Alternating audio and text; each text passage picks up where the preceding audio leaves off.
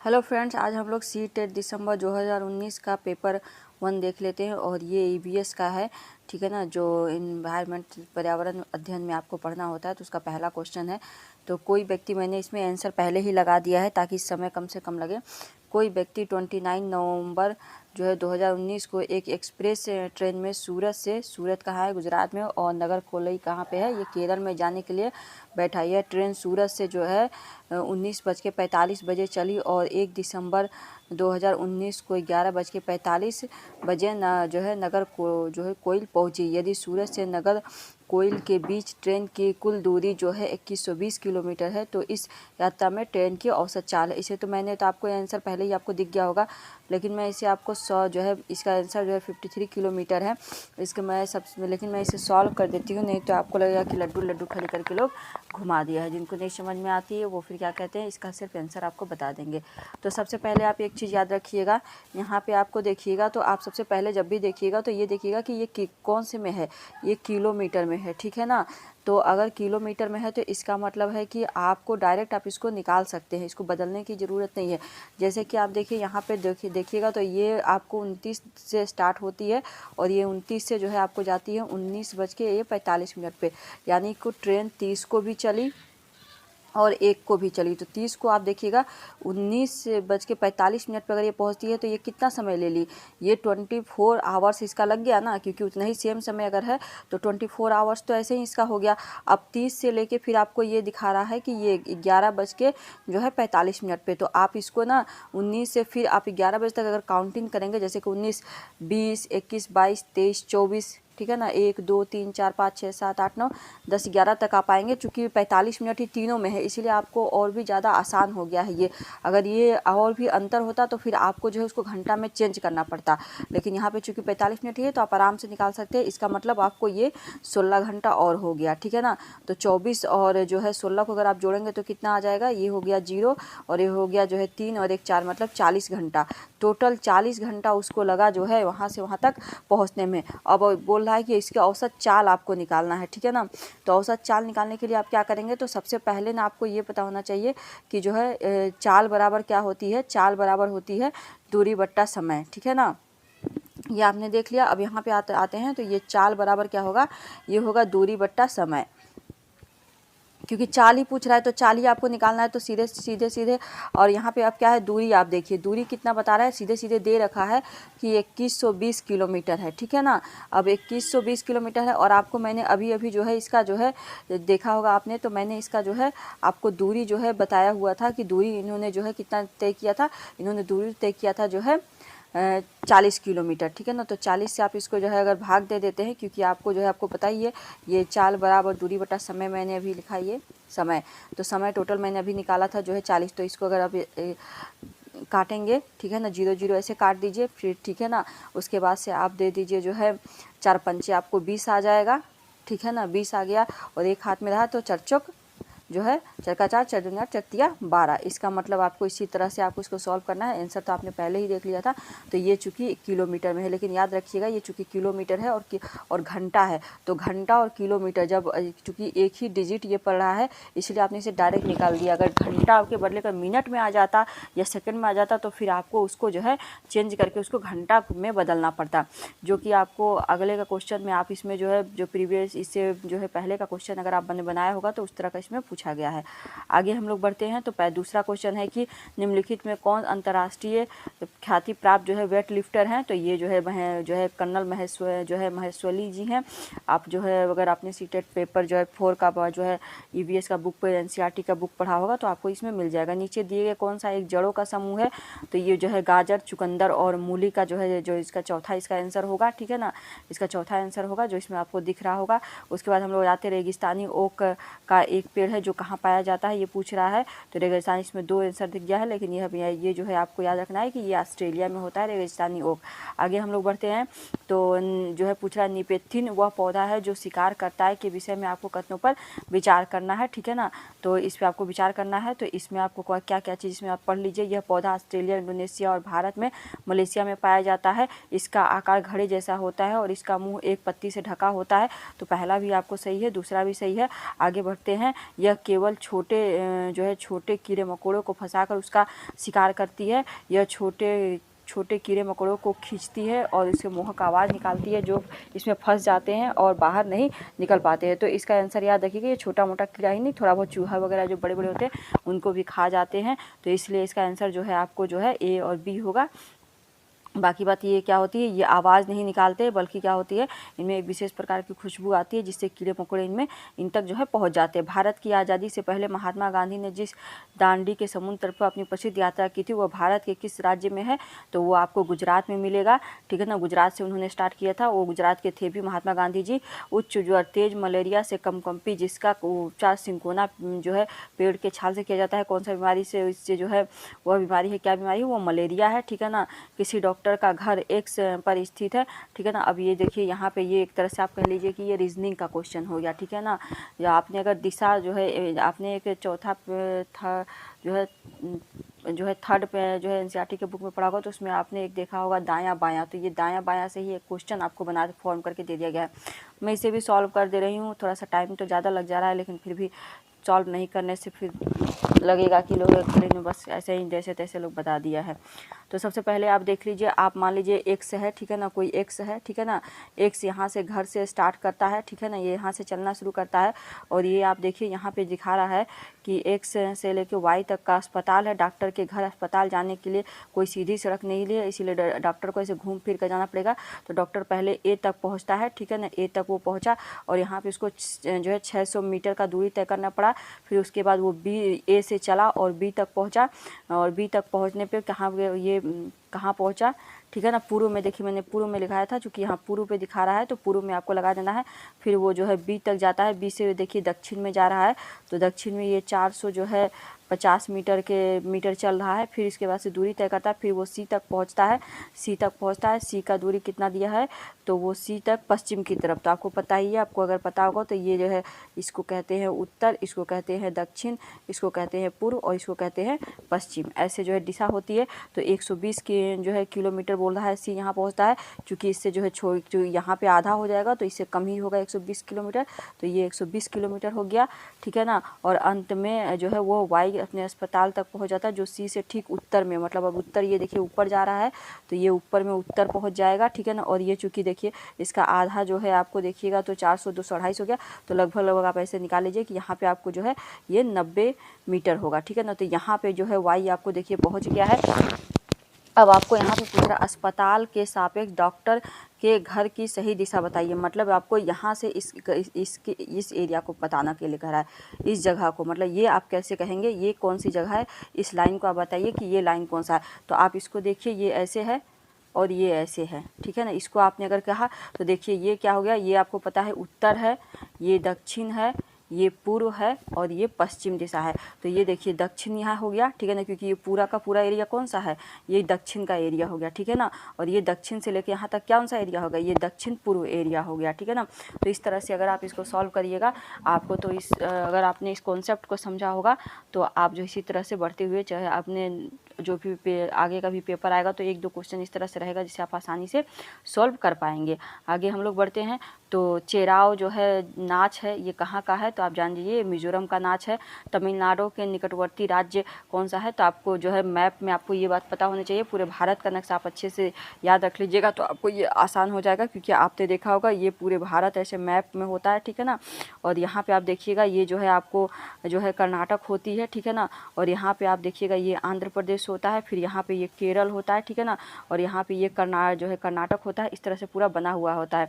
तो यहाँ पे पूछ रहा है तमिलनाडु के निकटवर्ती राज्य बता दीजिए, तो आपका ये तमिलनाडु हुआ। तो तमिलनाडु के पास आपको आंध्र प्रदेश से चूंकि छूटा है, तो आपको पता है कि आंध्र प्रदेश इसमें होगा ही, फिर इसमें केरल होगा, इसमें ये कर्नाटक होगा। तो आपको पता चल गया कि 70 का जो है चौथा आंसर होगा। आगे हम लोग देखते हैं। तो इसमें पूछा जा रहा है कि एनसीएफ जो है, ठीक है ना, एनसीएफ 2005 के अनुसार निम्नलिखित में से क्या प्राथमिक स्तर पर जो है पर्यावरण अध्ययन शिक्षण का उद्देश्य नहीं होना चाहिए? विशेष प्राकृतिक पर्यावरण के प्रति बच्चे की जिज्ञासा, मतलब इसमें पूछ रहा है नहीं होना चाहिए, ये याद रखिएगा, ठीक है ना। इसमें नहीं, ये शब्द पे जोड़ दिया गया है। तो जिज्ञासा और सृजन का बढ़ावा देना ही चाहिए, ये होना ही चाहिए। अवलोकन, वर्गीकरण और निष्कर्ष निकालने आदि प्रक्रियाओं के माध्यम से बुनियादी संज्ञानात्मक और गत्यात्मक कौशल प्राप्त करने के लिए खोजबीन से जुड़ी और हाथों से करने वाली क्रियाएं बच्चों को संलग्न होना चाहिए, तो बच्चों में होना ही चाहिए। जो है प्राकृतिक, सांस्कृतिक और सामाजिक पर्यावरण के साथ बीच संबंध को पहचानना चाहिए, बच्चों को प्रशिक्षित करना चाहिए। पर्यावरण समझ के द्वारा बच्चों में सटीक संख्यात्मक योग्यता, ठीक है ना, आप ना ऐसा जो है सटीक संख्यात्मक कौशल की बात कर रही है, तो यहाँ पे जो है आपको क्या करा है, संख्यानात्मक, इसीलिए आपको ये क्वेश्चन गलत हो जाएगा, ठीक है ना। यहाँ पे इसीलिए इसका आंसर जो है चौथा हो रहा है। क्योंकि ना यहाँ पे काउंटिंग मतलब क्या हो गया कि ना उसे मेमोराइज करने की बात की जा रही है, ठीक है ना। तो मैं सीटेट के पेपर में जहाँ भी आपको मेमोराइज से संबंधित कोई कॉन्सेप्ट आ जाए तो उसे गलत कर देना है, ठीक है ना। बाकी बात ये जितना तीनों दिया गया है ना, आप कक्षा 3 का एनसीईआरटी का बुक देखिएगा, ठीक है ना, और उसमें ये तीनों जो है, जो ऊपर का दिया गया है ना बच्चों के लिए, वो सब दिया गया है। और उसमें जो आप देखिएगा टीचर का जो इंस्ट्रक्शन टीचर को दिया गया है कि टीचर को क्या करना चाहिए और क्या नहीं करना चाहिए, ये सब आपको मिल जाएगा। मोस्टली जो CDP का क्वेश्चन बना जो है एनसीईआरटी से, जो आपको 15 तो कंटेंट होते हैं और 15 पैरागोजी होती है, तो 15 जो पैरागोजी बनाई जाती है ना, वो भी जो है 3 से लेकर 5 तक का जो आप देखिएगा छोटे छोटे इंस्ट्रक्शन टीचर को दिए गए हैं, उन्हीं से बनाया गया है। और ख़ास करके जो कक्षा 3 है ना, कक्षा 3 में कंटेंट कम है और टीचर जो है पेडागोजी का ही क्वेश्चन ज़्यादा दिया गया है। अगर आपने एनसीईआरटी को सही से उसे अगर 3 क्लास का पढ़ लिया है तो आप उसे अच्छे से, आपको जो है इन सबको आंसर, आप पेडागोजी को पूरी तरह से 300 का 300 क्वेश्चन आंसर आप आराम से दे सकते हैं 3 से लेके 5 तक, अगर आपने एनसीईआरटी के बुक को पढ़ा हुआ है तो। वैसे मैंने इसमें जो है 3 क्लास का जो है अपलोड भी किया हुआ है, अगर आपको उसमें लगता है कि थोड़ा बहुत देख के आपको समझना है तो आप उसमें जो है उसकी सहायता ले सकते हैं, और नहीं तो एनसीईआरटी के बुक पढ़ लीजिए, आपको उससे जो है आपको सारा कुछ क्लियर हो जाएगा। ये कैसे पेडागोजी की क्वेश्चन बन रही है, आपको जो है अलग से पेडागोजी पढ़ने की ज़रूरत नहीं है। अगर लोग कोई अलग से पेडागोजी पढ़ाता है ना, तो वो आप मतलब ये आप ये नहीं कह सकते कि वो सही तरीका है, ठीक है ना। पेडागोजी भी क्लास 3 से लेकर 5 तक में खुद पे खुद दिया गया है। पर्यावरण अध्ययन कक्षाओं 3 से लेकर 5 तक के लिए विषय क्षेत्र है जो संकलित है, ठीक है ना, किस किस चीज़ से संबंधित है पर्यावरण अध्ययन से, वो पूछा विज्ञान की अवधारणा और मुद्दों को, पर्यावरण, शिक्षा, सामाजिक। तो आप देखिएगा 3 से 5 तक में कहीं भी आप देखिएगा विज्ञान शब्द का इस्तेमाल नहीं किया गया है, ठीक है ना। उसमें आप भी देखिएगा शिक्षा, सामाजिक अध्ययन और विज्ञान की अवधारणा के मुद्दों पर, ठीक है ना, विज्ञान और सामाजिक विज्ञान की अवधारणा पर, पर्यावरण, शिक्षा और विज्ञान की अवधारणा और मुद्दों पर। तो चूंकि सबसे इसमें व्यापक आपको जो है पर्यावरण शिक्षा दिख रही है, सामाजिक अध्ययन और विज्ञान की अवधारणा तीनों ही दिख रही है, और बाकी बात 1 2 करके काट दिया गया है, इसलिए इसका आंसर जो है सेकंड। निम्नलिखित में क्या पर्यावरण अध्ययन के संदर्भ में सही है, आ जाते हैं हम लोग अब जो है 73 में। तो पर्यावरण अध्ययन एक विषय है जो 1 से लेकर 5 तक की कक्षाओं में पढ़ाया जाता है, जो ठीक है ना, एक विषय है। और उसके बाद से 1 से आपको ये बात याद होना चाहिए कि पर्यावरण अध्ययन के बारे में जब आप पढ़ते हैं तो 1 से लेकर 2 तक, 1 और क्लास 2 तक जो है आपका पर्यावरण अध्ययन का सब्जेक्ट में नहीं है, इसीलिए ये गलत हो जाएगा।